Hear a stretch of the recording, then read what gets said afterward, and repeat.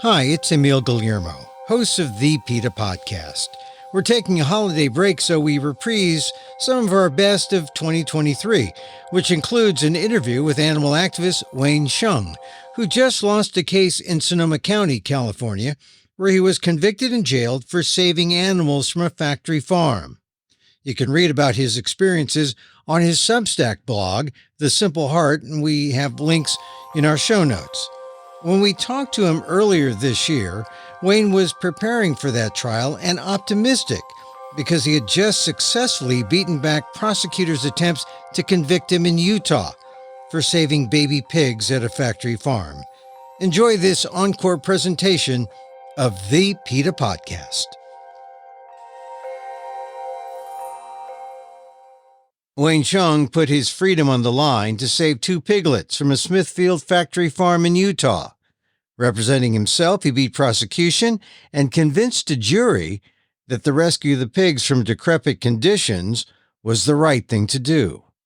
Hsiung gives insights on the case, on direct action, open rescue, and why when you ask him how he identifies, he says animal.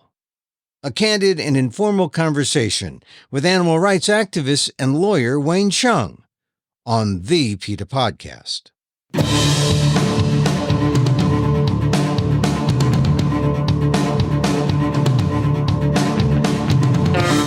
Welcome to the PETA Podcast. I'm Emil Guillermo, your host for this inside look at animal rights, brought to you by PETA, the largest animal rights organization in the world. On today's episode, Wayne Hsiung, the co-founder of Direct Action, or DxE, the group that has revived the art of protest in the animal rights movement that's dramatic, effective, and memorable. DxE's victory over Smithfield's factory farms in Utah was an epic win that reverberated worldwide. That's when Hsiung saved two piglets, Lizzie and Lily, who were near death. And for doing the right thing, Hsiung faced felony prosecutions. He won the Smithfield case, faces another in Wisconsin later this year, and he notes he doesn't win them all. So how and why does someone put their freedom at risk for the animals? You'll hear it when he updates us on the lives of Lizzie and Lily, the piglets he saved. In my informal and candid discussion with Hsiung, he also talks about how he came to animal rights from growing up a young Asian American bullied in Indiana, and he talks about his Taiwanese parents, about the importance of his family's culture and their Buddhist beliefs and how it evolved into open rescue, and how his mother's cancer keeps him fighting for the animals. Considering the weightiness of the issues, Hsiung brings a personable style and a sense of humor to our conversation. Here's lawyer activist Wayne Hsiung on the PETA Podcast. You know, my first activism over 20 plus years ago was 100% because even back in the late 90s and early 2000s, PETA used to just ship out posters and DVDs and whatever you needed. Yeah. Or outreach. And I just started tabling on my college campus. And if not for PETA, I wouldn't be a felon. Which most people would say, like, wait, why are you proud about that? But no, it's actually been a great thing for me to be a felon. So I will say there's a lot of things that are not great about being a felon. But the amazing thing about it is knowing that the reason I'm a felon is because there was a sick baby goat who needed help. And we gave him help. And, you know, honestly, PETA is one of the big reasons I have the courage to do those sorts of things. Because I've told Ingrid this so many times, but, you know, her book was an inspiration to me. The fact that they always did so much to support grassroots activists was an inspiration to me. And maybe most importantly of all, PETA has always supported direct action. And among kind of large, successful organizations, that's rare that an organization can maintain such fearless commitment to these principles. And to me, direct action is just quite simple. It's being the change we want to see in the world. There's an animal who's being hurt. Let's try and help them. And why should we be afraid of that? We should not be afraid of that. And PETA has given so many people the courage to do what they think is right. That's beautiful. Yeah, but the thing about direct action, it's in the words, right? And then you can acronymic make it into an acronym DxE. It makes it sound like a clothing line or something.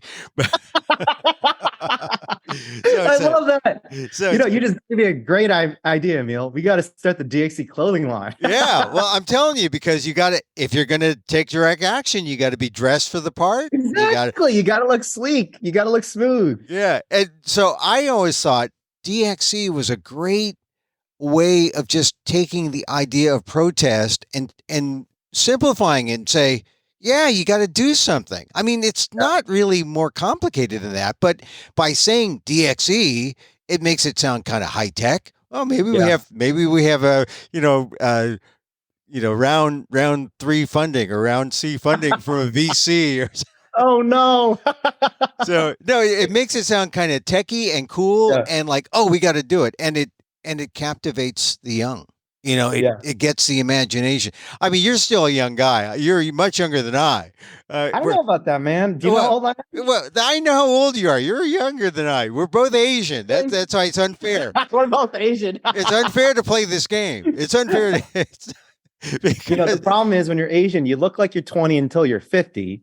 And once you're 50, you look like you're 90. Yeah.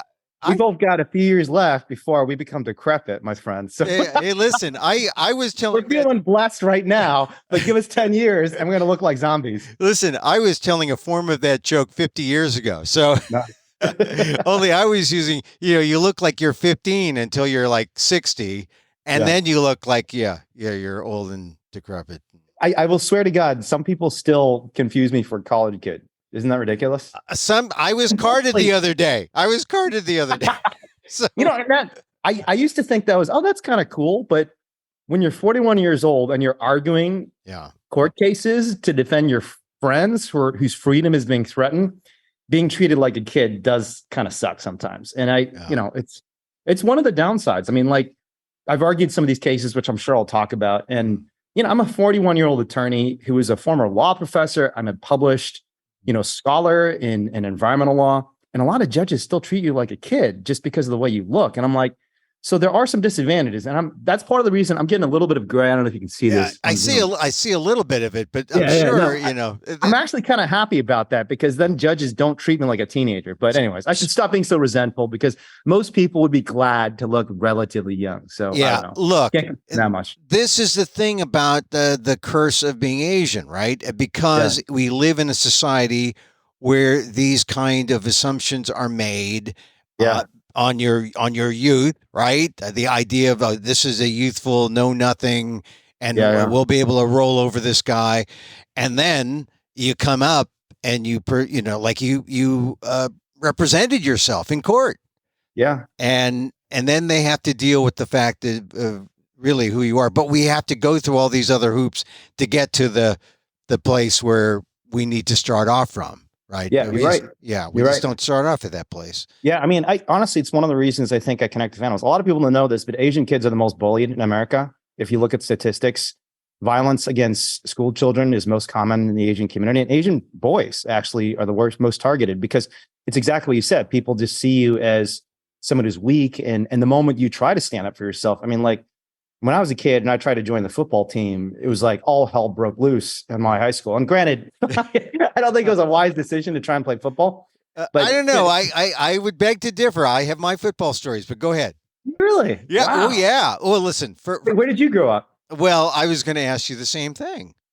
I grew up in central Indiana, and my town was a complete football town. Nobody cared about anything other than football. I had to hide my report card. I was in like Science Olympiad and Math Olympiad, and I had to sneak into the after school programs to do math because it was all the stereotypes. And then when you try and join the football team and you defy all the stereotypes, I mean, there's a power structure that crushes you. And honestly, it's the same with animals. When we try to defy all the stereotypes of who animals are, not treating them like, especially farm animals. Yeah. But also lab animals. I mean, even dogs used in labs. When you try to just show the world who these animals are, they are not things. They're not test tubes. And again, huge shout out to PETA because I don't know what happened to the movement, but people don't talk about lab animals enough anymore. And PETA and Ingrid Newkirk and you all have done just such an incredible job with the Harvard stuff. Like the stuff you've done with Margaret Livingstone is just so powerful, so powerful. Yeah. And it's shocking, but even dogs and cats, because of the stereotypes of of who they are. We see dogs as like, well, okay, even dogs, we love dogs, but at the same time, they're not human beings, And so if we have to force feed them laundry detergent until they vomit blood and die, just so we can have a 30-second version of Tide to wash our clothes, we just got to do it because that's what dogs are for. And it's like, no, that's not who they are. They're not test tubes. They're not lab experiments. They're living creatures who deserve the same protection as the dog you love at home. And we felt that as Asian kids growing up because people stereotyped us and said, I'm going to bully you and beat you and tell you what to do. You can't be on the football team. If you dare do that, we're going to crush you. And that's kind of what they're doing to the animal rights movement right now and to animals, even more than the activists themselves. Because for all the risks I've taken, I always say to myself, and I actually two really important people, a very important support of ours, and I think Ingrid told me this too at some point before we started going to trials, just always remember what the animals are going through. Remember that. Because if you remember that poor mother pig in a gestation crate, you remember that poor beagle, and I've seen these things with my own eyes so many times. You remember that poor little beagle that we took out of Ridgeland, who was spinning in a cage twice the length of her own body. She had never stepped out of that cage for potentially years of her life. She was spinning because she had gone insane, psychological trauma from living in a cage her entire life. Think about them, and no matter what you're going to go through, it's going to feel easy. And it did. That was very good advice. It's funny that you mention all these things, and then you get to the court case. You talk about Ridgeland, you talk about, and the motivation of. I was going to ask you because, and people can Google you, they can see what you've written, they can see your involvement in these cases, but I wanted to begin talking about where you grew up. Talking about the first time, and we're both Asian American. I'm Filipino. How do you identify as a Chinese American? I don't know. Honestly, at this point in my life, I just identify as an animal. But my background. Animal. That's a good one. We should all identify as animals. Exactly. No, but to give a more straightforward answer, yeah, my family's Chinese American and from Taiwan. So, and there's a big political controversy. I don't know if about the China-Taiwan. Oh yeah, very careful. Oh, yeah. If I call myself Taiwanese, a lot of people are be really mad, and if I don't call myself Taiwanese, a lot of people get really mad. So, I'll say now I'm both Chinese and Taiwanese to please both camps. Boy, hope nobody comes for me. That is a real interesting thing, how you've divided it up there and how you please both sides, because there are so many other sides to the China question, mainland, Hong Kong, you know. Absolutely. But Taiwan and U.S. and China relations, that's sort of the boiler. That's the boiler, the pot boiler right now. And also it's going to mean more also for the animals too, with how that plays out. So, I mean, your ethnicity doesn't come into play. As I say, it doesn't come into play too much, but I wanted to start with that question. Number one, because a lot of what brings us to our stance on animals is a cultural thing. It comes from our parents, and a lot of Asians may be Buddhist, Tibetan Buddhist. They might be, more spiritual in terms of how they view animals. I'm just a basic Filipino Catholic. So, we just don't eat meat on Fridays, so it's just one day of the week. But how did your background, your cultural upbringing give you a sense or an awareness of the animals? It's really interesting because, my understanding of my family's background going back hundreds and potentially thousands of years is that we always believed in the equality of all sentient beings. I mean, this is an ancient Buddhist precept going back hundreds of years before Christ was even born, before Christianity was even a thing in this world. There were great Buddhist masters who said that all living beings are equal and all beings who suffer need protection. And you can actually go and look at, there's these ancient Chinese texts from, again, I think before Christ even, where these Buddhist masters basically say that we have not just a right, but an obligation to rescue sentient beings. That when you see an animal at risk of death, whether that's because they're suffering from disease or because someone is going to inflict violence on them, you have a duty to intervene. A duty. It's like, wow, I have to risk my own life to save someone else just because, and the idea behind it is this principle of anatta in Buddhism. Have you heard of this principle before? No. It's weird because it's so much more important than ahimsa. Everyone's heard of ahimsa. It's like, oh yeah, ahimsa, nonviolence, and it's great. I'm not saying ahimsa is an important concept. It is. But to me, anatta is the more essential principle of Buddhism. And anatta is the denial of self. But that's how it's commonly interpreted. But it doesn't actually mean denial of self. What it means is the connection of yourself to all the consciousness. That the reason you have a duty to protect another being is because they are you and you are them. We're all connected. And, it's the way I always describe it is, it's as if your subjective perceptions of the world, your feelings, are like a pinhole into the universe. Imagine you're living in complete darkness your entire life, but you have a little pinhole you can look through that you can see some tiny amount of light. And that's what kind of Buddhists believe about all consciousness, that it's because of the limitations of our own mind, our own spirit, that we cannot feel what another sentient being is feeling. And if we were able to open our eyes, and if the world were lit up and bright and transparent, then that mother pig in a gestation crate, I would feel every single thing she feels. Right. Yeah. And that was very important to my family for hundreds of years, but we kind of lost it. And when we came to this country. And so a huge part of what I've been trying to do is just bridge that dislocation and find this connection to our ancestral traditions. And I just think, what is the accurate view of the world, which is that all living beings are equal. So that was ahimsa? Anatta. Anana. Okay. Anatta. Anatta. And I will say, anatta. I say anatta. Anatta. All right. I've heard anatta. You just called out my terrible Buddhism. No. See, all these things are things I've read because not as part of my family's practice. I have one aunt who has tried to recommit to it, but most of my family in 1949, when China was split, we lost not just our spiritual and philosophical traditions, we lost everything. Like my grandpa in 1949 left his little brother behind and didn't see him for 40 years. You had to go to the island. He had to go to the island. And, you weren't allowed to go back. You weren't allowed to really be in touch. It was dangerous, So, yeah, I mean, I've said before that a lot of who I became was just a product of dislocation. And dislocation is obviously a terrible thing. But the good thing is, when you're forced into a state of dislocation, you start recognizing the other ways, the other gaps in your life and your consciousness. Yeah. And so you get this sense that we are all one, and when you do get that sense, obviously it's the pathway to empathy.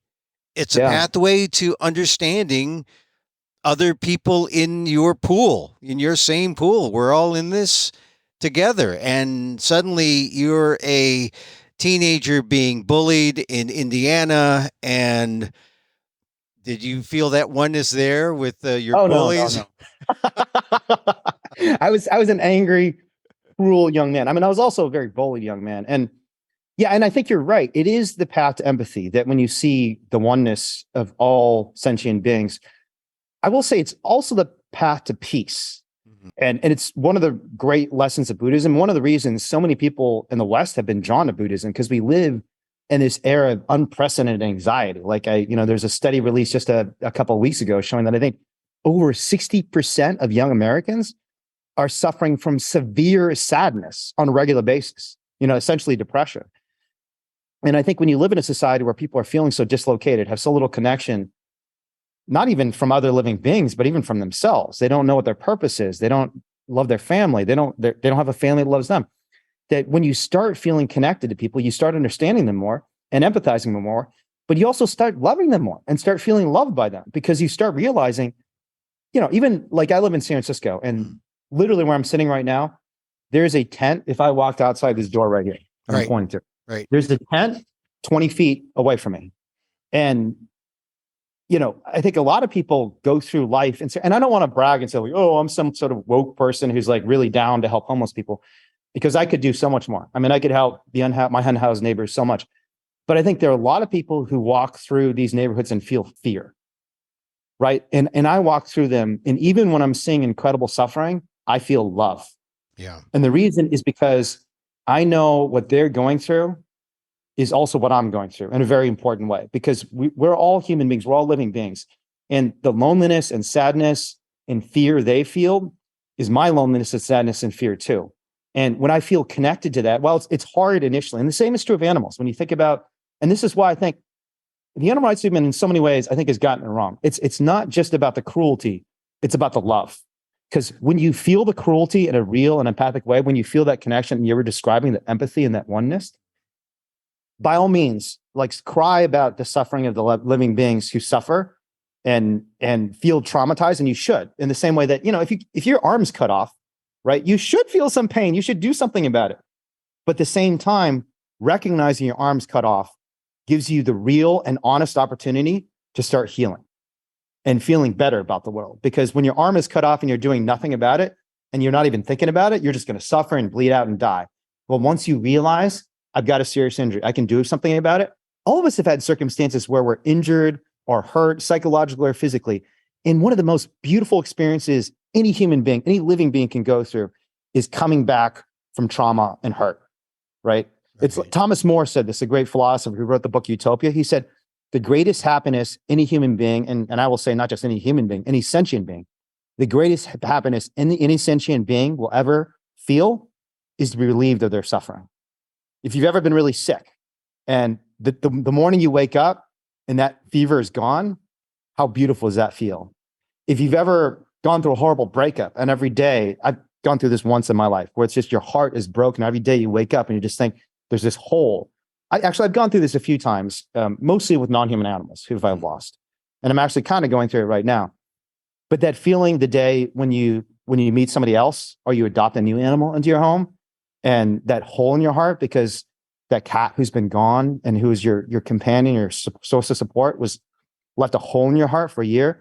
And then the morning when you adopt a new cat and you realize, I have someone who loves me again in my life every day, and how beautiful that feels. And it's so the flip side of suffering is healing. And there is no greater happiness, there's no greater meaning in the world than helping those who suffer heal.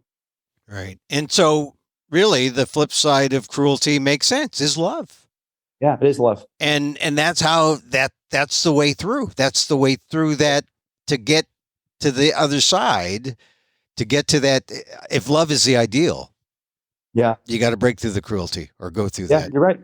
You're right. And we don't talk about that enough. Yeah. We need to talk about that. And this is one of the reasons open rescue is so important to me, because open rescue, it's kind of the yin and the yang. It absolutely does expose the cruelty. I mean, in the Smithfield case, just the fact this huge, massive corporation is torturing these poor mothers. I mean, mothers, how can we do this to mothers? It's so insidious and evil and vile. But then the flip side is, that moment, I remember we took Lizzie out, and I brought Lizzie was one of the piglets, and she was like seriously traumatized, like facial lesions. Because her mom was mutilated. I mean, her mom was not able to produce milk. And like her udders were all ripped up from just constant cycle of reproduction. And Lizzie was like a tiny, shriveled up, malnourished piglet. She was about, I think, 1/3 the size of the other piglets. Because the way it works is piglets, there's this concept called teat ordering, where the piglets get a right to one teat, and the other piglets, they all just claim one. And Lizzie, just maybe because she was weaker, maybe because she was a little sick, she claimed a teat that was already defective. It was already destroyed. And because of all the forcible cycle of impregnation, any mother will tell you that nursing is actually quite painful for one baby. With one baby, that's painful. And even doing it once a year or two. I mean, these mother pigs are going through 12, 13, 14 piglets 2-3 times a year. Constant trauma on their udders for 5-6 years. This cycle of forcible impregnation, and then birth, and then nursing, and then forcible impregnation, and then birth and nursing. Constant trauma to their udders. And so, but when we took Lizzie out, I brought Lizzie to her mom. I picked her up, and I wanted to show her mom, because the moms get really frantic, because the one thing they have in their life, like, they've got nothing. These poor animals, everything has been taken from them. Everything. I mean, it's vile what we've done to them. It's so disgusting. They can't even move. The basic freedom to move their bodies has been taken from them. It's disgusting. It's so infuriating. But the one thing they have, these mothers have for 5-6 years of their life, living in a tomb. They're essentially living in a metallic tomb. It's like a claw. If you look at gestation crate, it's like a claw that grips your face and your entire body. You can't even step 3 feet forward or 3 steps back. You can't even turn around a single time in your life. So you have no joy, no pleasure in life. The one thing they have is their babies. They still love their babies. And you can see this, especially with the new mothers, the younger mothers. Yeah. When you interact with their piglets, you can see them getting nervous and kicking and getting up and hitting their heads against the bars and wondering, what are you doing to my baby? And so when we took Lizzie out, like I brought her to her mom and I showed her mom, don't worry, we're not going to kill her. We're going to take her home. We're going to give her the life she deserves. And I like to think she understood that. See, when you were talking about mothers, I instantly think of my mother, human mother, right? But you're talking about them. You're talking about a pig, a piglet, and the piglet's mother. Yeah. And we should just automatically be thinking that because you're describing the situation at Smithfield, right? We are, yeah. And I will say that the evidence on this is so clear that, oxytocin and vasopressin, the love hormones. So when a human mother gives birth, one of the reasons moms love their babies is there is a massive, massive, massive release of oxytocin and vasopressin, like unprecedented in human biology. It's the only time that you have this much of this hormone. It's called the love hormone because it creates a sense of bonding. And if any of us have ever felt just close to someone, like even a dog or a cat, but certainly our loved ones, whether it's our moms or our partners, just cuddling with them and feeling so close and secure and happy. Mothers of all mammalian species have that same massive release of vasopressin and oxytocin. They feel deeply connected to their babies. And so the reason I brought Lizzie to her mom was to show her this being who is the only source of joy in her life, the only thing that was good and beautiful. And that in these beings that constantly were taken from them because they have no ability to protect their babies. Their babies, when they're sick and weak, they get thumped, which you know about, but basically they grab by their hind legs and they smash their heads on the concrete right in front of their moms. Like, imagine that. Like a mom forced to watch her own child have her skull smashed against concrete, or alternatively the other way. And at this Smithfield, we got documents in the court case showing this. They throw them into a gas chamber, piled up 3 high, squirming on top of each other. These are sick and injured piglets who are too small, too weak, or too injured to make it to slaughter. They pile them up 3 to a stack in a gas chamber where they're all screaming in agony while they're poisoned and asphyxiated by carbon dioxide. This is what these mothers see over and over again with their piglets. And we wanted to show, Lizzie's mom, like, that's not what's going to happen. Yeah. This baby's going home. We're going to care for her. We're going to love her. She's going to get the life she deserves. And I will say, even talking about it right now, you can tell I'm getting a little emotional because this is what I'm talking about. This is why we do open rescue, because it's not just about the suffering and cruelty. We have to show people the love, and the love these mothers have for their babies, the love these babies have for their mothers, and the love we can have for them is so powerful and beautiful. It's more powerful than all the money and violence and kind of political power in the world. Like, if we can show people this, and this is what we showed the jury in Utah, like the thing that won that case more than anything else wasn't our good legal arguments, although we had some good legal arguments. It wasn't, even the cruelty to animals, although I think the jurors were shocked by the very limited amount of cruelty we were able to show. Puppies. Okay, buddy. It's okay, Papa. It was the thing that I think moved them was they could see our love. They could see that we love these animals and they loved us. And loving animals is not a crime. So let's talk about the Smithfield case even deeper now. Initially you went in just to document what you were just describing. Yeah. But then you couldn't just document. You had to do more. You had to take direct action, really. You had to do something about it. Tell me about the moment. Yeah, I'll say 2 moments. One was when we first walked in, because we walked into Smithfield because in January of 2007, Smithfield made a promise to the world that we're going to take mother pigs out of these cages, these horrible metallic tombs that I was telling you about. Because the public, even by January 2007, had learned about this and thought, hey, this is kind of messed up. You got a 700-pound animal in 14 square feet of space. That, even for me, as someone who eats animals, and I don't know anybody who even people in the industry who thinks, oh, that's a good life. Everyone thinks this is kind of disgusting and vile. And we had heard through the grapevine, just from people we knew, including family members of employees at Smithfield, that this wasn't actually happening. So in the moment we walked in, and I thought they had been lying, because, and I know, anyone who knows the industry knows this is an industry that's built on lies. Everything they say is a lie. So in the moment we walked in, what do we see? We see thousands upon thousands of mother pigs in crates and not a single mother pig outside of them. So that's the first thing. And we spent a few months just documenting this, actually going to various facilities at Circle 4 and verifying that, all the mother pigs are still in crates. They promised the world the crates are gone. Their CEO even made a public statement and said, at Smithfield, we keep our promises. It's like The audacity of that. Not only do you break your promise, but then you double down on the lie. Double down on the lie. Now, these crates, and they're all in crates. They're like essentially incarcerated in these crates. They're gestation crates, right? They're called. It's a medieval form of torture. I mean, we did this, like the few instances this happened in human history where you confine someone in like a tomb. It's a subject of horror movies. It's happening to millions upon millions of mother pigs every single year, millions of them. So what about the sensitivity that they promised and they lied? You showed that, you documented that. Smithfield, though, is primarily a Chinese-owned company. Yeah.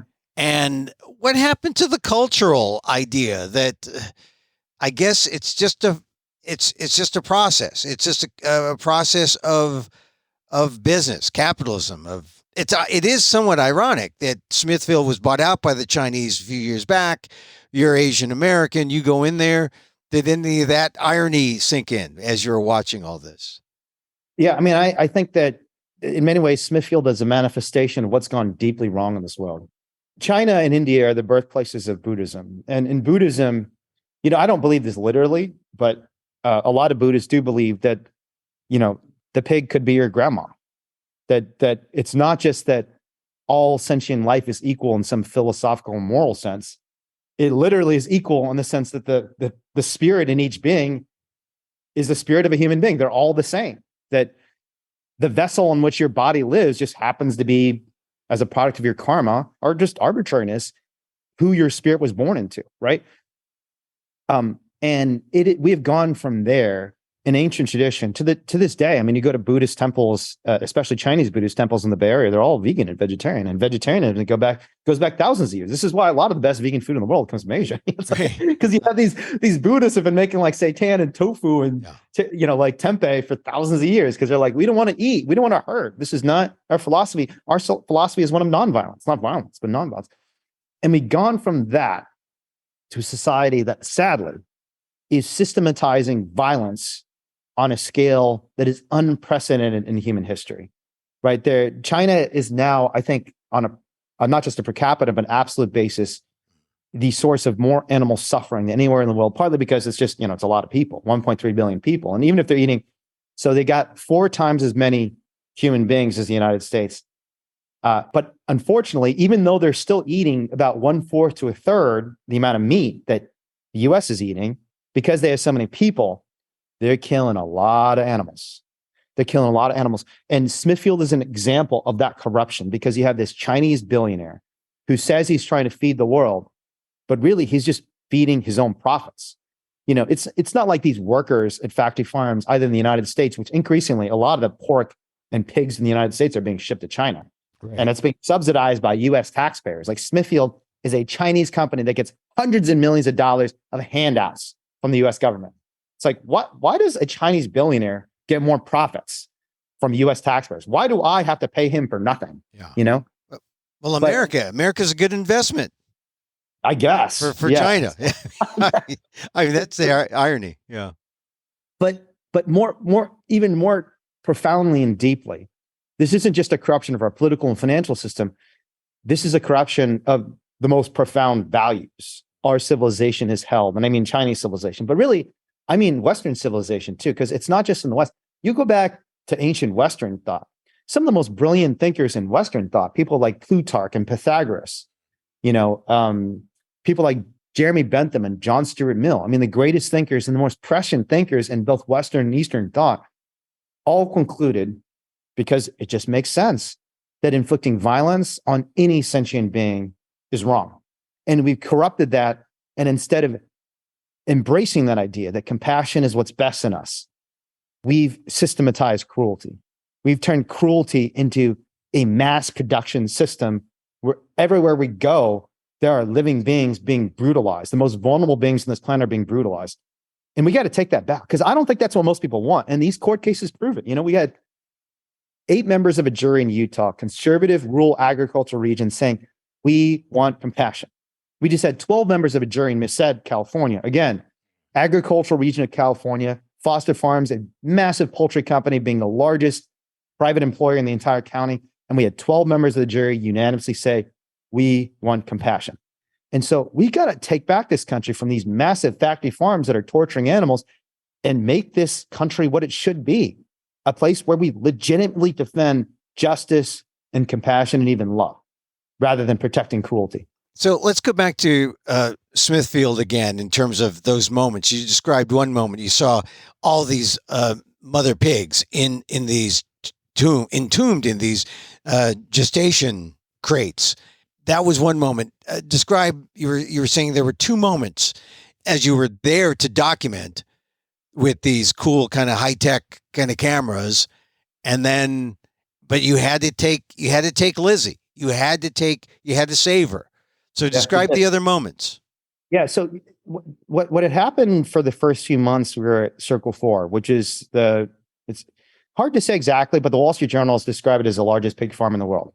We don't know how big it is, but the Wall Street Journal had some basis for saying this, because at some point Smithfield was proud of the fact that they have this massive pig farm.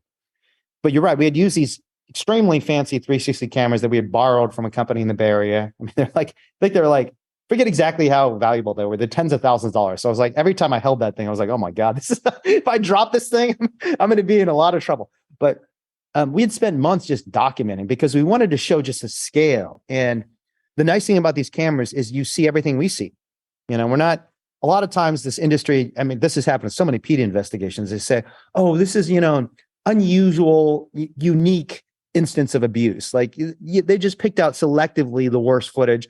This never happens. It's like an accident. It's like if you took a shot of a car wreck, then you're going to have a different perception of American civilization than everyday life. Not most people are dying at car wreck.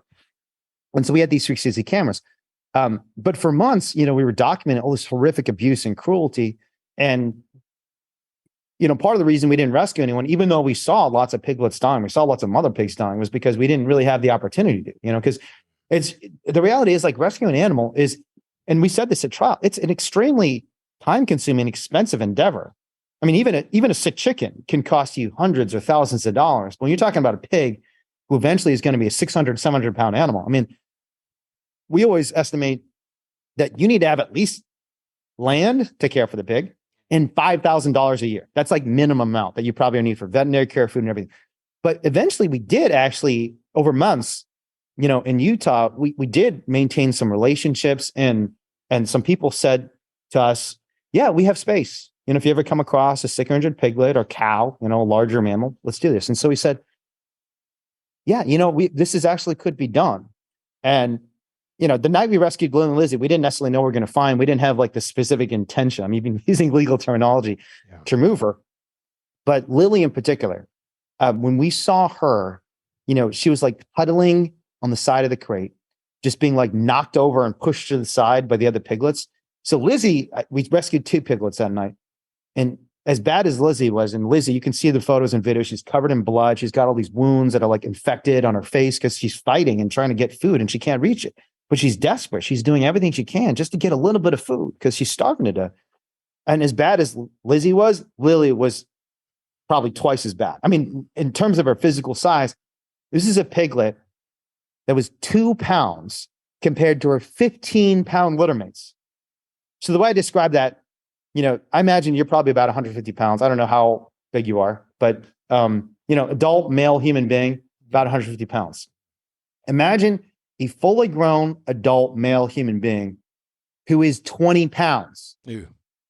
Yeah. And not because, of some sort of genetic or health condition, not because of like dwarfism, but they're so malnourished and sick and weak. They're so shriveled up.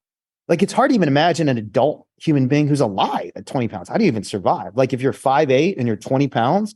I mean, so Lily was like skin and bone and tiny and malnourished and teetering. She was like rocking back and forth, just getting knocked over and trampled. And, I said to the team, we just can't leave her here. Like, we're not going to do this. And because we know there's a place that can take them now. We know this piglet is going to end up in a landfill and she's suffering so much. Like when you're doing one of these investigations, usually the adrenaline fills up your brain. And the interesting thing about cortisone and adrenaline is it actually literally causes blood to flow away from the more higher functions of your brain, like your frontal lobes lose blood, and it goes to like places like the orbital frontal cortex, places where it's like fight or flight, because you're just constantly just thinking about survival and achieving your mission. But there are a few instances in my life. One of them was in China, seeing dogs get beaten to death. Another was seeing Lily, where even with all the adrenaline and cortisone rushing through your blood and your brain, you still have a moment that's just like, WTF? Like, what is going on here? Yeah.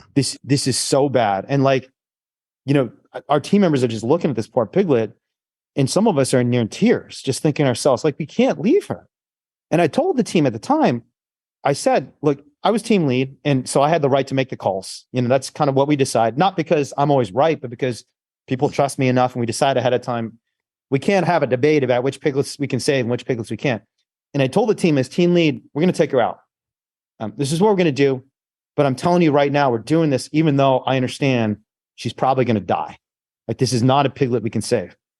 And so we took her out. And that first night into, I said this as a jury, it was terrifying. She had explosive diarrhea.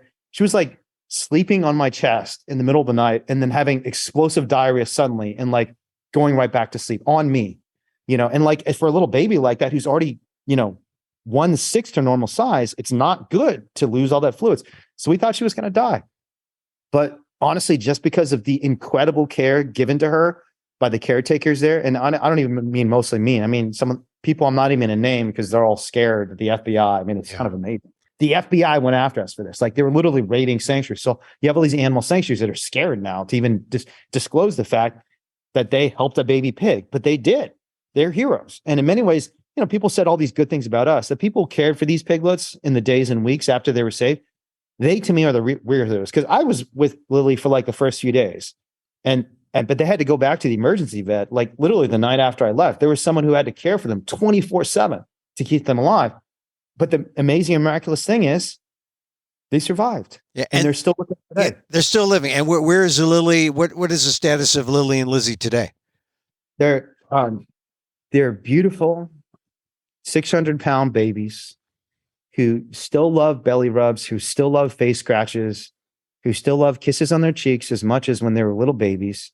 I think Lily, even at 600 pounds, if she could, and she doesn't do this because she knows she can't, but if she could, she'd still crawl on my lap and try and sleep on my chest. If she did that, I would die because she's now 600 pounds. So she would literally crush me to death if she tried to sleep on my chest the way she did when she was 2 pounds. But we're not saying exactly where they are because, again, it's kind of shocking, but the FBI literally had a multi-state piglet hunt. It's kind of like one of these manhunts from America's Most Wanted, except instead of going after murderers or actual terrorists, they're going after a baby pig who is sick and dying in a factory farm. Well, because she would be evidence, right? She was like, we need to find a body. We need to find this is who they stole, right? Yeah, they wanted to find evidence against us to charge us with very serious crimes. And they tried. And they did. They went to sanctuaries in Utah and Colorado, a caravan of 4 SUVs of armed FBI agents going after, kind-hearted, compassionate women who were caring for sick and injured animals. They scared the bejesus out of them. They intimidated them. They wouldn't even let them leave. They mutilated a piglet by cutting her ear off without even giving her anesthetic, all to try and put me in prison. And then 5 years later, what happens? They present all that evidence even to a rural conservative jury in southern Utah, and the jury says, we stand for the activists and not for the industry. We're going to stand for compassion and not for cruelty. Now, and that should be a lesson to every politician, every district attorney, every FBI agent who tries to support the industry against those who are trying to act with compassion. Now, are they still looking for Lizzie and Lily? Is that why you're secretive still? Or because you think that there'd be some kind of retribution? What is your feeling now? Yeah, we're doing this because it's a request of the folks who are caring for them. I see. Because people who run sanctuaries, this industry is incredibly powerful. They do things like mess with people's regulatory permits. They do things like sue people. I've been sued by factory farms. PETA's been sued, I know too, by animal abusers. And, we don't have billions of dollars the way Smithfield does. They can hire an army of attorneys. They have unlimited resources. We don't have the resources of the federal government. And the federal government, unfortunately, supports Chinese corporations like Smithfield against their own people because Smithfield literally gives millions of dollars to the politicians who run our government. So it's like legalized bribery. So these sanctuaries have to be careful because they didn't sign up to be an existential fight for their own survival against Smithfield. So, that's not the role in the movement. And maybe there's some sanctuaries that do want to have that fight, not this sanctuary. And I want to respect that. All right. So let's just go back toward the end a little bit. First of all, you had this unprecedented access to take pictures. Were you allowed in by a whistleblower, or how did you get the access to see everything that you did for as long as you did? Yeah. So unbeknownst to most Americans, and I learned this for the first time in 2007 when I first walked into a slaughterhouse, because of the scale of these facilities and the automation and mechanization, meaning there aren't that many human beings at a very, very large facility. So Circle 4, for example, has 1.2 million pigs. I think it's like 80 square miles, something like that. I think it's like bigger than the city of San Francisco. 80 square. Well, San Francisco is 7 by 7. So yeah. I think Circle 4 is larger than the city of San Francisco. And they have a lot of employees, don't get me wrong, but they only have like a few hundred employees. Like imagine a few hundred people working in a city that is maybe twice the size of the city of San Francisco. That would be a very tiny, there won't be that many people there. Yeah. And it's not like these workers are well paid and, are working, they don't want to work there. And, they're honestly mostly immigrant, undocumented labor, in some cases, literally slave labor. I mean, I'm not even exaggerating. Like Smithfield at that facility in the early to mid 2000s was implicated in a human slavery scandal where they had literally imported, not just cruelty and violence against animals, but cruelty and violence against human beings. They're importing people from Asia and then forcing them to work without pay and telling them, if you tell anyone about this, we're going to take your family's home away back in the Philippines or Vietnam or China, wherever it was. And when Smithfield says, oh, it wasn't us, it was our contractor, we didn't know all these people were enslaved. It's like, how can you know the people working at your company are not slaves? Like, what does that tell you about the company where your excuse for enslaving human beings was, we didn't know, we thought they were being paid? It's like, so anyways, this is a massive facility that it takes 30 minutes to drive from one side to the next of Circle 4. It's got 1.2 million pigs. There are factory farms everywhere. And so we just walked in through an unlocked door. Wow. We did have some insiders supporting us. And I don't even say who, but there were some family members of employees who told us, that Smithfield was engaged in all manner of chicanery. But for obvious reasons, they don't want to get fired. They don't want to get criminally charged in a county where the political structure of Beaver County is beholden to Smithfield. They were not directly involved. They just told us where to go in some cases, and we went in ourselves. So you had this essentially unlimited access. You got all the documentation. Did it surprise you that that law enforcement, the prosecution, took this tack of going after not the bad guys, not the but going after the good guys? The activists. No, and I'll tell you why. Well, two reasons. One is because I had the experience of providing legal support for a number of activists in the mid 2000s who went to prison for completely nonviolent activism. So my dear good friend Lauren Gazzola, one of just the kindest and most brilliant people on the face of the planet Earth. She had just graduated magna cum laude from NYU, was planning to go to some fancy law school. And instead of going to law school, she went to prison for 5 years. And what was her so-called crime? I kid you not, running a website. She was the vice president of Shack USA. There were people who did things that I think, personally, I don't support. I understand why some people support them, but things like property destruction. And in one case, there was, not in the United States, but in the UK, there was an employee of a lab called Huntington Life Sciences who was physically hurt.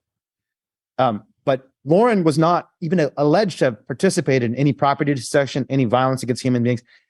She was accused of organizing demonstrations and running a website.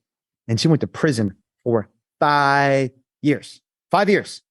And all Americans should know about this because we look at Putin and what he's doing, to this Wall Street Journal reporter, Evan, I forget his last name, or what he's doing to Navalny. We look at China and we say like, oh my God, what a dictatorial regime. They throw, Muslims in jail just for being Muslim. We have thrown people in jail for running websites against powerful industries. They tried to put me in jail for taking photographs at a factory farm and taking a sick piglet to the vet. And they wasted millions of dollars trying to put me in prison for that, you know?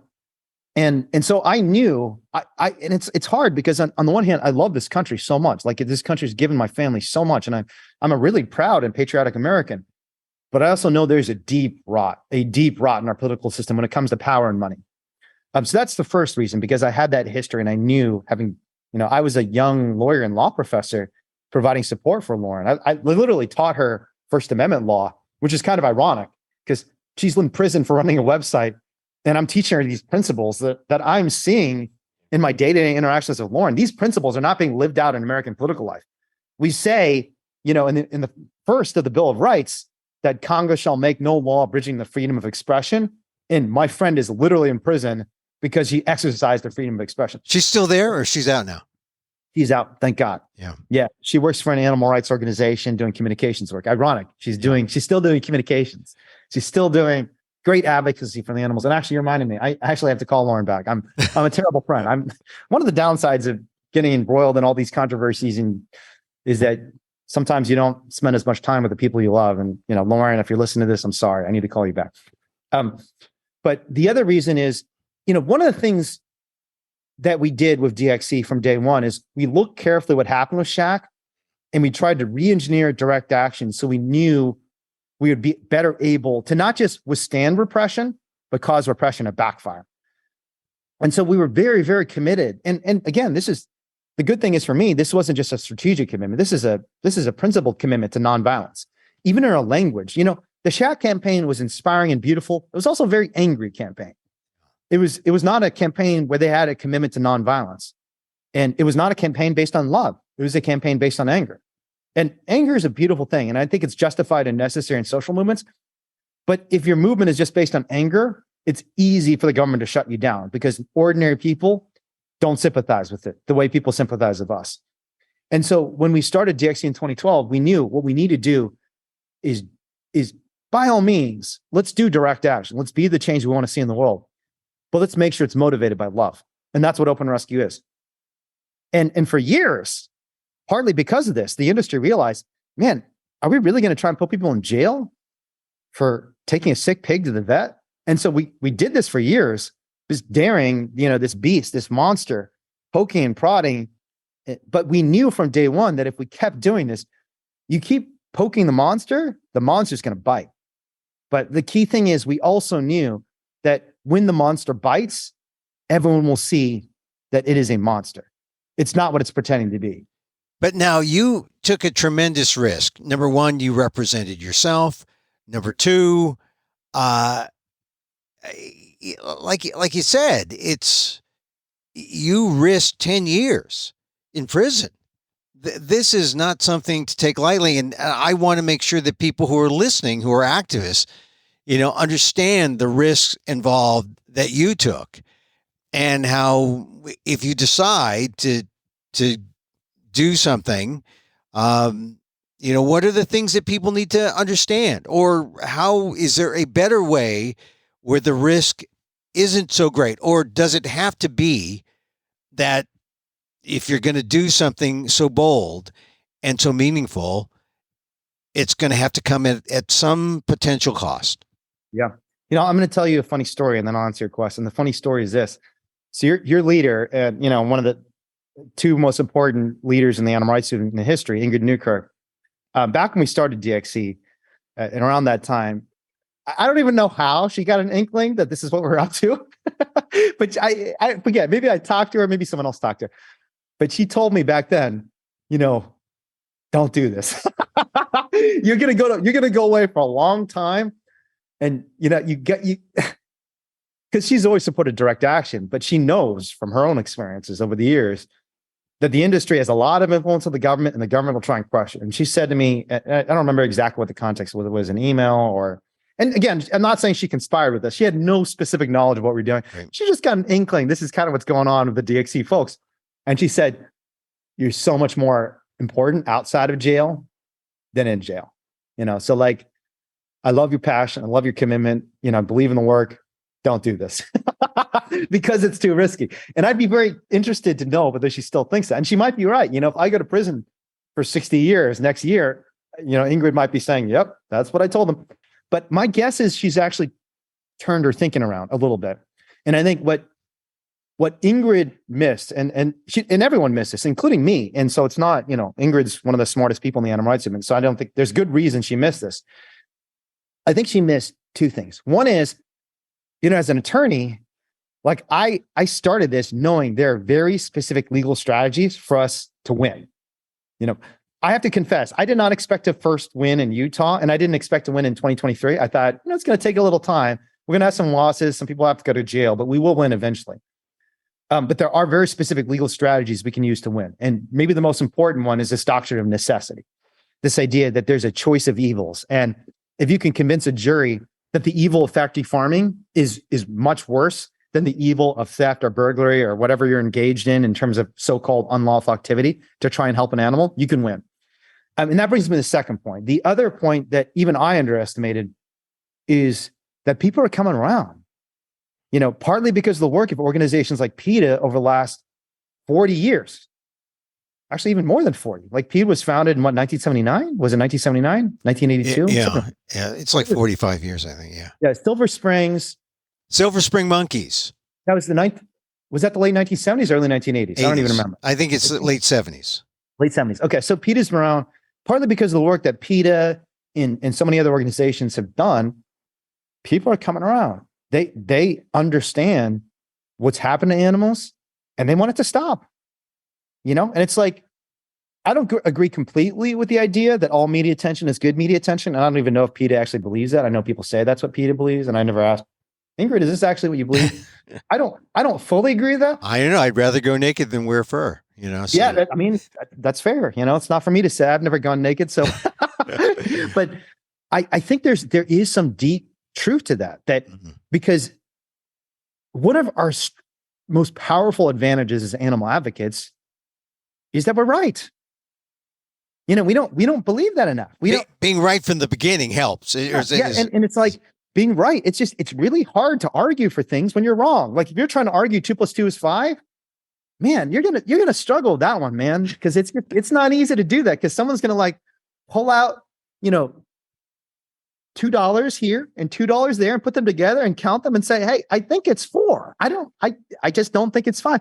And so for us, one of the key things is just getting the issue on the table, because when people actually have a deliberation and discussion about animal cruelty, they think it's wrong. One of the reasons these juries have come around is because of the great work animal rights activists have been doing for 40 years. They're starting to realize that 2 + 2 does not equal 5, that animals are not things. They're living beings for us to protect, not things for us to torment. So it's kind of like the adoption of the mainstream of this animal rights vision, which is not so immoral, not so far-fetched from the mainstream. It's actually more in line with mainstream thought, mainstream 100%. Morality. Yeah, 100%. Have you seen the studies that have been done by the Sentience Institute and then by Bailey Norwood? 50% of Americans, and this is not just the Bay Area, not just vegans and vegetarians, not just environmentalists, 50% of all Americans think slaughterhouses should be illegal. Oh, yeah. Isn't that an astonishing figure? All right. So you have public opinion moving, and yet you still had to have your sense of comparative morality or comparative evils, or what your choice of evils. And there was one evil that, one evil is worse.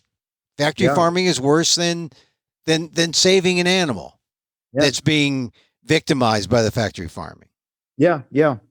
And I think it's not just that we've convinced the jurors that, we committed a smaller evil. I mean, one of those beautiful things about these trials is, I think for many of the jurors, we convinced them that what we're doing is right, that this isn't a choice of evils in a sense. I mean, that's the legal definition of the defense. It's also called the necessity defense. That what you're doing is necessary, that even though you've engaged in some so-called law-breaking activity, it's necessary to do it to save a life. But we've convinced the jurors that not just is what we're doing not a crime, what we're doing is right, And the best example of this is we got a juror in Utah who's written an op-ed in defense of the right to rescue, who has come to law schools and spoken. And there's a great guy named Lynn. I'm going to actually reach out to him and hang out with him in a couple of weeks in Utah. And this is someone who's, conservative, lives in southern Utah, eats meat. And, he's told me, like, this has awakened my consciousness and my compassion, which is a beautiful thing. And it's a great lesson. And just, we're so quick to judge. And again, when we think about oneness with animals, we have to think about oneness among human beings too. Every person you talk to has compassion in them. I mean, I'm sure there are a few people who are psychopaths who don't have it, and they're probably violent against human beings too. They literally may have the physical incapacity to care for animals. But for all the rest, every single human being you talk to is a pre-vegan. And when you talk to them, you should already have that attitude and realize this person is an ally of the animals already. I may not know it yet, but it's in them. See, this is my notion that in this divided country, the animals are a way that we find a little place that we can come together and agree. That's beautiful. That's beautiful, Emil. Well, thank you. I think that's true. I mean, when you see PETA people appearing on Fox News, the only way we can do that, or people can do that, is because there's that one little patch that we can agree on morally that animals should be protected and they should be saved. That is so true, Emil. And I'll say this: Tucker Carlson has said a lot of negative things about my people. The Chinese people are. Oh yeah. He's not the biggest fan of China and Chinese people. Like, he calls us spies, and I mean, he's always going on and on about China. And Tucker Carlson, for all the things he said about my people, has said some beautiful, powerful things about animals. He had Gene Bauer, the founder of Farm Sanctuary. He had him on the show. And he actually came on initially, and Tucker was going to make fun of him and say, oh, you're one of these crazy vegans. But by the end of the interview, and I encourage everyone to watch that interview because Gene did an amazing job. Gene is such a compassionate, incredible human being. I love Gene Bauer. He's just such a legend for the movement. But Gene Bauer, by the end of that conversation, Tucker is saying to him, and again, watch the conversation, see it with your own eyes. He's saying to him, you know what? You're like the most reasonable person I've had the show. On that one point. But ask him about trans people. Ask him about. Exactly. Don't ask him about any other thing. But Tucker Carlson is saying, like, yeah, I agree with you about this. And Gene is, he's a quote unquote vegan extremist. He's been vegan for decades. I mean, along with Ingrid and a couple other people, he's really the father of the farm animal movement in the United States. I mean, Ingrid is a mother of the animal rights movement for sure. But Gene came around shortly thereafter and started rescuing farm animals. And the idea that this so-called vegan extremists can go on even a conservative show in the United States, and the conclusion for both of them, they're coming together around the idea, this is like the most reasonable thing I've heard. Let's not hurt animals. Let's help them. Yeah. I wanted to, we began talking about culture, bringing you into animal rights. I've talked a lot about civil rights. I like to talk about race a lot, but it seems that if you're going to talk about race and civil rights, then you find yourself talking about animal rights. You talk about rights for all. And I guess the term that comes to mind now that people use is this idea of fighting speciesism, fighting, and I think that's sort of where we have to go, where we, like you were talking about, hey, I asked you how you identified. You identified as animal, I mean, I think we may need to go all the way in terms of not talking about a civil rights or human rights, but just a rights for all sentient beings. Yeah. It's good that you bring up speciesism because you probably know this, or maybe you've heard this, but the 50th year anniversary of animal liberation is coming up. Oh, yeah. Yeah. And Peter Singer, the legendary Princeton philosopher, who I said there are two people who basically gave birth to the animal rights movement. And I think one is Ingrid Newkirk for sure. And the other is Peter Singer, like two legendary figures. And if you don't know who Peter Singer is, what's wrong with you, first of all? Yeah, listen to the PETA Podcast. Listen to the PETA Podcast just this week. You should know who Peter Singer is if you're listening to the PETA Podcast. I remember, I'm pretty sure PETA used to give away copies of Animal Liberation. You could just... I think... Yeah, I think that's true. But you'd have an outdated version now. Now he's get the new version. So, but you got the new version, and Peter's actually going around the country. Everyone should go and listen to his talk because he's going around the country in anticipation of the 50th year anniversary. And it's actually, I love this, but his book, Animal Liberation, the new title of it? Animal liberation now. Exactly. Isn't that beautiful? It's like animal liberation is no longer in the future. It's happening now. It's beautiful. So Peter's going around the country because he's retiring from Princeton. He's no longer teaching students. And it's interesting because, Peter Singer in the mainstream is most known for effective altruism and his work on poverty and how important it is for us to be kind and giving to vulnerable human beings. But as he's leaving Princeton and he's departing his academic career at the end of his life, well, not his life, I should say his professional life. Let's hope he lives another 50 years because I hope Peter lives forever.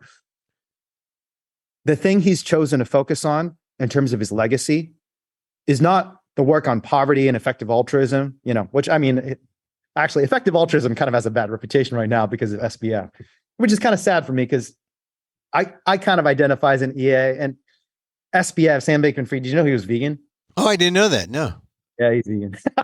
Maybe I shouldn't say that because he's not the most popular man in America right now. But the key point is this.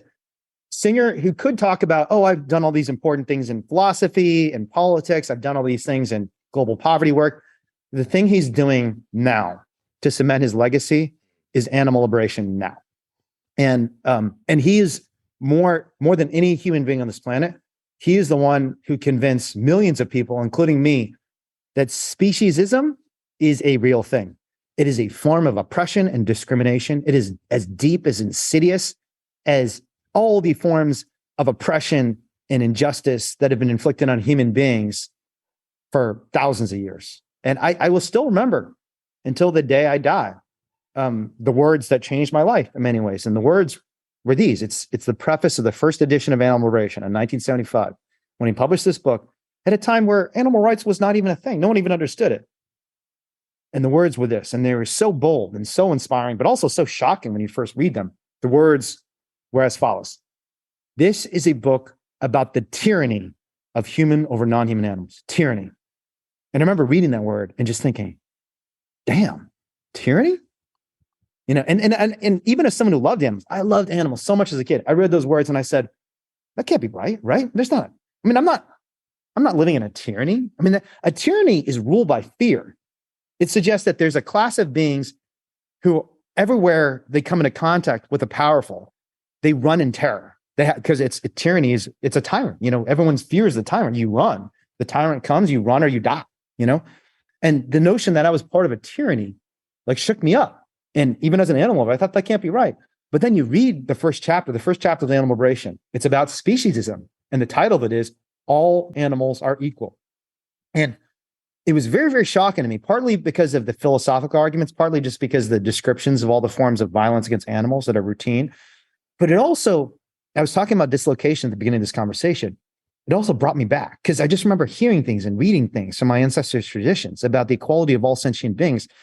And I think part of the reason, even though as a huge meat eater, when I first read that chapter, even though I was so resistant initially to the message, I also realized this is kind of a journey home. I'm coming back to the most important insights my ancestors realized 2,000 years ago. And I think, unfortunately, I think one of the reasons non-Buddhists, I think Buddhists are very open to this message, but non-Buddhists, they don't feel the same connection to that message of animal liberation, that we're living in a tyranny, is because it feels like something different and new and challenging. And for me, well, it did feel different and new and challenging because I'd been Americanized and I wasn't as connected to my Buddhist traditions. On a deeper level, it felt like I was coming home. And it's felt like home for 20 years since, over 20 years. I read Animal Liberation, I think, when I was 15 years old. So tell me, all right, we got in the plug for Peter Singer and his new book, Animal Liberation Now, which brings us into the present, right? Yeah. Our present awareness is of we are equal to other animals. But tell me about the Simple Heart. Yeah. Because that's your new organization. And one of the things that gets me is you say that one of your strategies is storytelling. How is storytelling an effective strategy for the Simple Heart? Yeah, Yuval Noah Harari, who's a philosopher and among the most prominent philosophers, especially in tech, he's actually writing the foreword to the new edition of Animal Liberation. And he wrote this book called Sapiens, which is an amazing book. Everyone should go read it. It's it's basically, I mean, but it's a book that's about animal rights, partly because it talks about how much we've dominated and destroyed the rest of the planet. And he wrote this amazing piece in The Guardian, I think the title of which is Industrial Animal Agriculture is the Greatest Crime in Human History. Go Google that, read that article. It's a great article, and it's a very compelling argument. And again, this is a mainstream guy. No one even knew he was like a vegan animal rights activist until he wrote that article and said, and you could kind of tell when you read Sapiens. But Yuval Noah Harari, one of the principal theories of Sapiens is that our unique superpower as a species is our ability to tell stories. And you might think, like, why would that be a superpower? Why would that make you strong? And I think, Yuval Noah Harari can make this argument much better than I can. But what I recall from his argument is it does two things. Stories allow people to be moved by a purpose, and it turns out if you're trying to become a powerful species, if you're just living moment to moment and constantly thinking about what do I want to eat today? What do I want to sleep on today? It's very hard to do big, powerful things. You have to have like a purpose, a vision of the future that's big. And this is true for organizations and true for individuals. It's one of the reasons PETA has been such a powerful organization, because unlike a lot of organizations, PETA's always had this bold vision that we believe that animals are not ours to use, to eat, to experiment on, to wear, anything. There are a lot of other organizations that are like, we're kind of rinky dink. We don't have this big, bold vision. And stories, we know this. If you go watch a Marvel movie, it's a beautiful story because there's this big challenge and you've got to like overcome it. And you have this beautiful world you're trying to achieve. The other thing about stories is stories, when they're shared with others, they bind us together, and we're able to engage in collective action. So it's not just that we can think into the long term and think about what can we do over the next 40 years to make the world a better place, but what can we do with each other to make the world a better place? And this is the power of religion, of these stories that, like whether it's Buddhism or Christianity. And I had to come to this the hard way, because for a long time I thought religion was like nonsense. And I was like a huge Richard Dawkins fan. I'm still kind of a Richard Dawkins fan. He wrote The God Delusion. I'm like, yeah, religious people are stupid. And then you start realizing that these faiths and the stories around them, true or otherwise, whether the stories are true or otherwise, in many ways it doesn't matter, because it's not about the story's truth or falsehood. It's about the principles of the story and whether the principles of the story are true. And so part of what we're trying to do with the Simple Heart is just tell powerful stories about who we are as a species.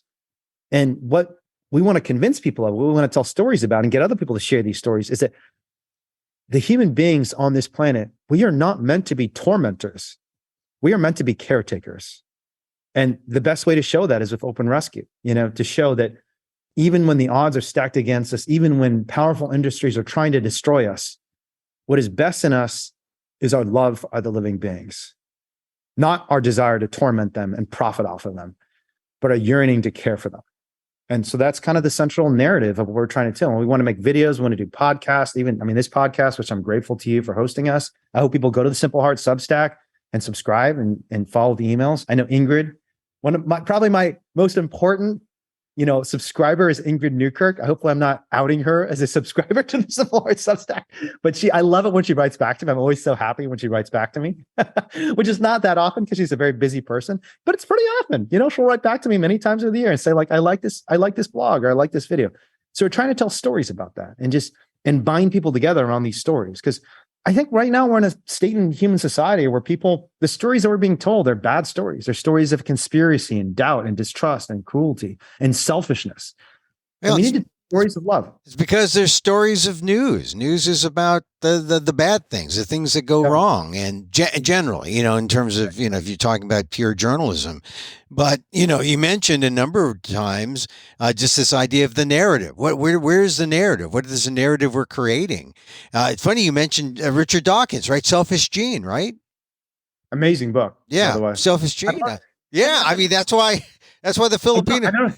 I don't agree with Richard Dawkins anymore on religion. I used to. Yeah. His work as a biologist is legendary. And The Selfish Gene, along with Animal Liberation and Free the Animals. Ingrid Newkirk wrote Free the Animals. Everyone should go read that book. It's an incredibly inspiring story that it'll help you understand both why we need to take direct action and how you can take direct action yourself. Animal Liberation is at the top of my list. Those are two books, but of the 5 books I think everyone should read, Selfish Gene is one of them too. Yeah. It's a beautiful I got that one in college. And so, and I Okay. still think about it, as I replicate my genes through society. And, Do you have but, kids, Neil? oh yeah, three. Good for you. Do vegans give you for that? No, why would they? I made them all vegan. So, That's good. I want to have kids someday, Emil. I'm 41. I'm losing time. I mean, I don't know if no, I'm you gonna be able got some, to. you got some time. You got some time. I don't Hey, know. I mean, if I'm in prison, it's going to be hard to have kids. So, and look, I'm just kidding. I don't expect to be in prison for very long, but yeah. No, I think that's beautiful. And I know there are a lot of vegans, and I just think this is such an unhealthy attitude. A lot of vegans just think humans are scum. Why would you bring more humans into the earth? But I just think human beings, if you properly raise them as you have, they're going to we try. Yeah. How old are your kids? They're older. They're old enough to join you in direct action. Nice. Are they? And they're all vegan? Pretty much. But they kids. I like how you have to hedge a little bit and say pretty much. The kids of Emil, if you're listening to this, you're making your dad look bad. Please go 100% vegan now. It's not the dad they make look bad. It's the mom they make look bad. There's so much else, so many other things to talk about. Like, we really should hit Margaret Livingstone a little harder, because that is my alma mater there. And I know it is, it's disgusting what's going on there. And, and I know a lot of alums are upset. They're writing letters, and there's so many things that are wrong with that place. And so, but I need to hold that out as a carrot to bring you back another time when you have more time, so that we can talk not just about that, but also about maybe your mom, because that comes up in that essay about your mom. I still got to find a place to publish that. I pitched it at Boston Globe. But for those of you who don't know, Margaret Livingstone is a vivisector at Harvard University who's doing some of the most vile experiments that you can imagine. And I didn't even know they were still doing maternal deprivation experiments until PETA pulled this out. I think you guys got evidence from FOIA requests from good old fashioned FOIA funding, because we are all paying for her to torture baby monkeys. The history of the animal rights movement, in addition to the Silver Springs monkey case, there's another case involving a guy by the name of Harry Harlow. And I've been at the site. Have you ever been there, Emil? No, in Wisconsin? Yeah. No, I've been. They still, even to this day, even after all the horrors that were revealed about his experiments, the name of that facility is still the Harry Harlow Primate Center. It's one of the national primate centers. It's an evil place. And it's like under armed guard. Like, I was just there doing a live stream, and all these cops just suddenly show up. It's like, first of all, why is a state defending this? Why are our taxpayer dollars? Because I'm in a public place. This is a public university. I'm standing on the sidewalk, and just for being here and talking, you need like 6 cops to come out and harass me. But that also just tells you, well, not only is that a misuse of resources, what's going on in here? Do you need 6 cops to defend someone from just talking about what's happening? But what Harry Harlow did is he did these evil maternal deprivation experiments where they took baby monkeys away from their moms and instead would give them these fake moms, including like these cruel moms. They were like robots that had spikes in them, and the babies would go and hug them. And one of the most disturbing findings from these experiments were, even when they were like piercing and stabbing these little monkeys with needles, they'd still come and try and hug their fake moms. Like even like a fake robot mom, because these creatures, I mean, all mammals love their moms. They want to be with their moms. And your father, this, like, kids love their parents. They want to be with their parents. And when this was exposed, it was a huge scandal. It was like, oh my God, this is so vile and evil. And Harlow, in the annals of animal rights history, will always be known as one of the greatest villains. And it turns out there is an experimenter at Harvard who's doing similar things to baby monkeys. Like maternal deprivation experiments where they intentionally sew the eyes shut, like just other deprivation experiments. Because the theory behind it is, we're going to deprive these animals of all sorts of things they need and see what happens to them, to study human beings who are going through some sort of dysfunction. So we'll deny them their mothers. We'll sew their eyes shut, literally surgically suture their eyes shut, and see what it's like when an animal develops without the ability to see anything. Now it's like 40 years later, and you have Margaret Livingstone, one of the most powerful and well-funded researchers on the face of the planet Earth, doing the same shit. Yeah. These poor babies and their moms. How is that acceptable? And then here's the worst thing about it. these experiments, from what I could tell, and I'm not, a scientist, so I don't know for sure, but I have looked at kind of PETA's and PETA's scientists who they don't really help anyone either. But the way she's tried to defend them, it says, I have to suture a baby monkey's eyes shut and engage in these horrible deprivation experiments because people have brain cancer and I'm trying to cure it. And first of all, there's no connection as far as I could tell.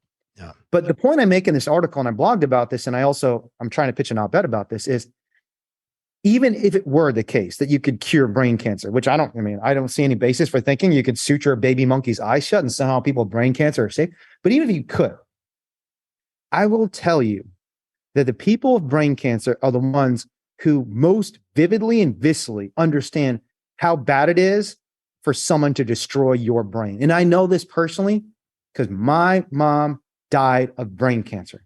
My mom died of the exact disease, glioblastoma, that Margaret Livingstone is using to try and justify her indefensible conduct.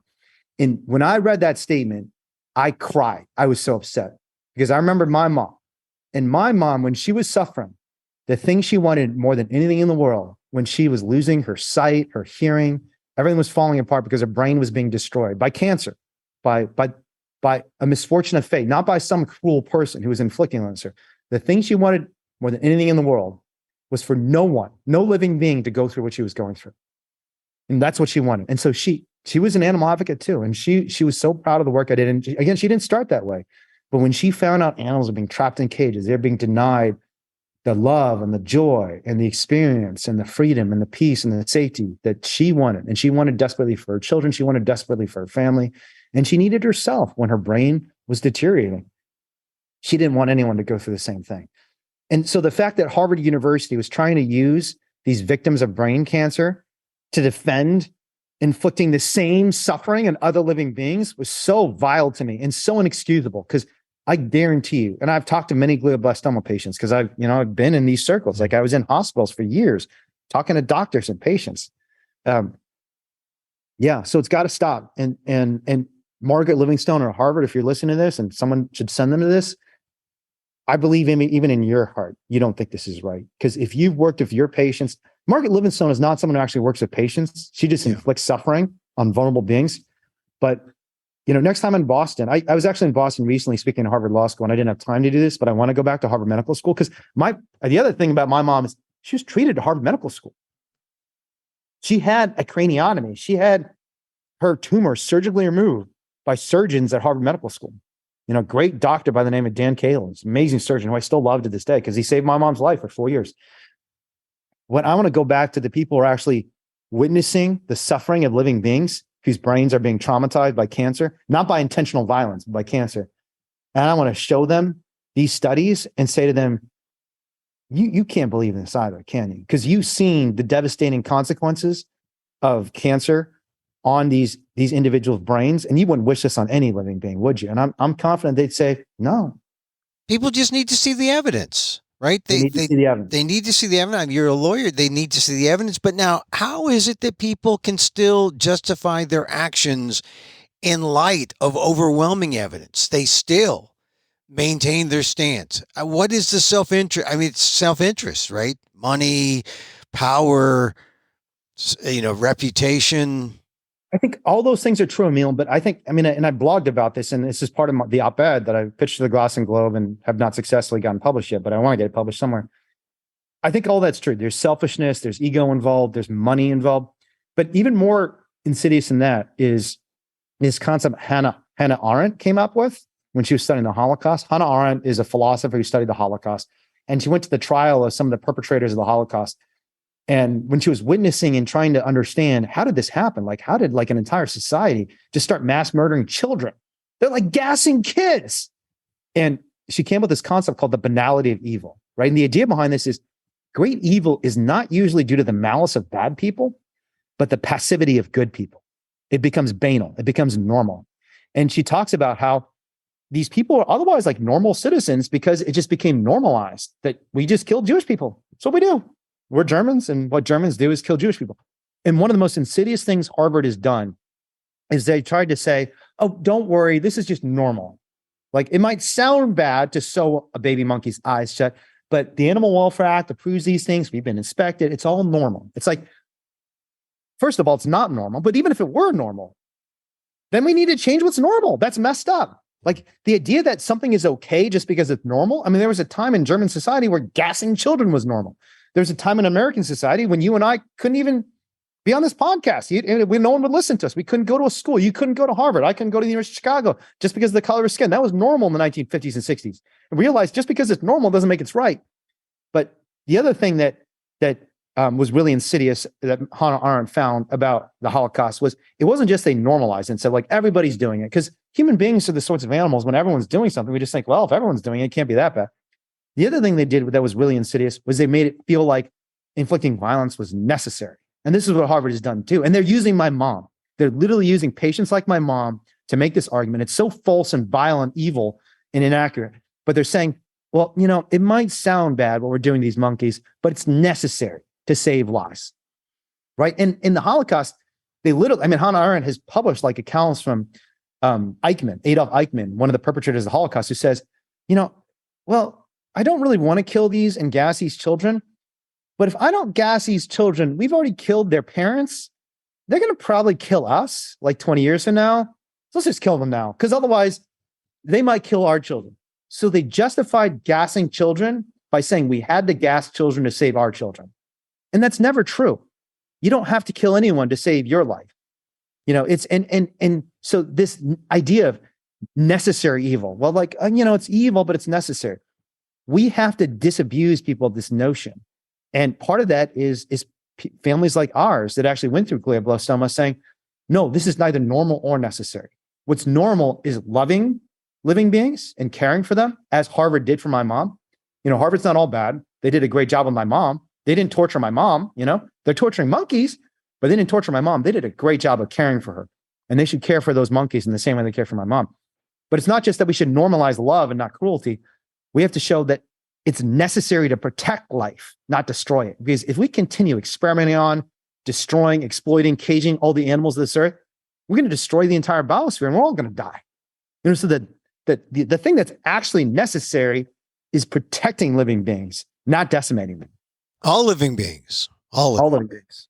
Human, non-human, monkey, chicken, cow, pig, dog, cat, all living beings.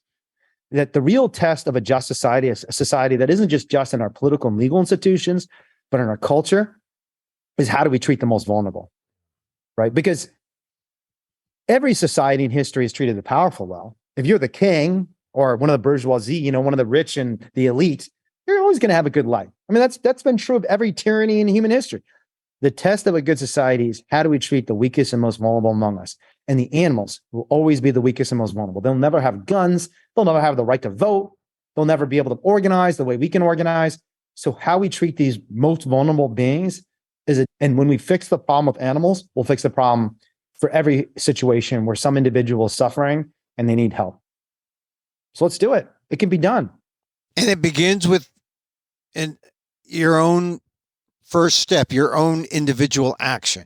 You don't necessarily need a community for a first step. A community helps. You create community, but it begins with your own. I love what you just said. You create community with acts of generosity. I think that's so true. When you are kind, just by virtue of the act of kindness, you've already created community. You don't have to be a charismatic or social extroverted person. Just be kind. Because that's the nature of community. That's what brings communities together. So can be done. Well, there we solved most of the world's problems today. Yeah, piece of cake. Let's go. So, all right, look. We can take a break now, Emil. We need to have you back at some point. So, Wayne, thank you very much. Really, it's a pleasure and an honor. Like I said, PETA has been such a huge part of my personal evolution as a human being, not just as an activist. And I'm grateful to you. I'm grateful to Ingrid and Tracy and Kathy and all the incredible leaders at PETA, because you guys have been leading us for a long time. So keep it up. Well, Wayne, really, congratulations again on everything. And when we have you back, we'll have you talk about the Ridgeland case, right?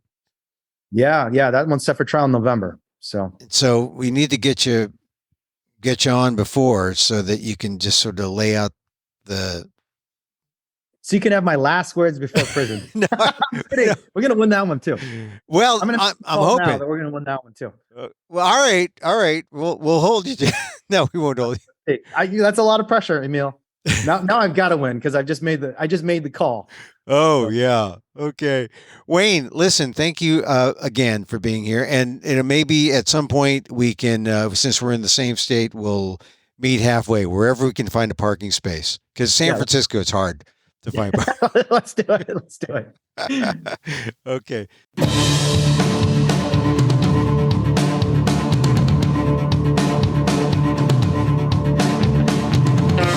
Wayne Hsiung, lawyer, activist, and founder of DxE, Direct Action. He heads up a new organization now, The Simple Heart, at thesimpleheart.org, and you can see his writing on his Substack page. Links are in the show notes.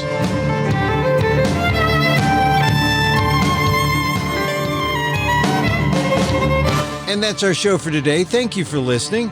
Don't forget to send a link of this show to your friends. Tell them you like the PETA Podcast. You can contact us at PETA.org. You can find me on Twitter at Emil Amok. That's EMILAMOK.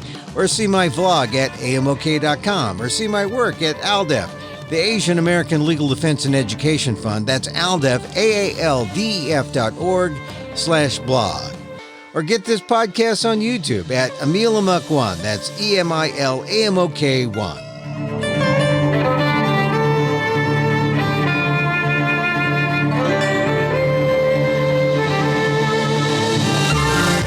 Once again, thank you for listening. Check out all our episodes on your favorite podcast app or on Apple Podcasts, where you can subscribe to, as well as rate and review the show. It helps get the word out about the issues you care about. Our music is provided by Carbonworks. Check them out on YouTube. And join us again next time for more insight into animal rights and the fight for a cruelty-free world on the PETA Podcast. I'm Emil Guillermo.